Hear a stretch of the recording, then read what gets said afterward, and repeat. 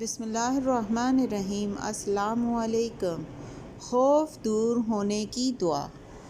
آپ کو کسی بھی قسم کا خوف ہو، آپ کو کسی شخص سے خوف محسوس ہوتا ہو یا کسی جگہ سے خوف محسوس ہوتا ہو، اس کے لیے آپ یہ دعا پڑھیں، انشاءاللہ آپ کا خوف دور ہو جائے گا۔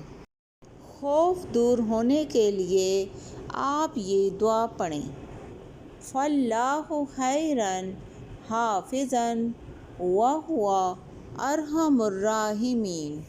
یہ سورہ یوسف کی آیت نمبر 64 ہے۔ دنیا کی چیزوں کا خوف دور کرنے کے لیے یہ دعا بہت عمدہ ہے۔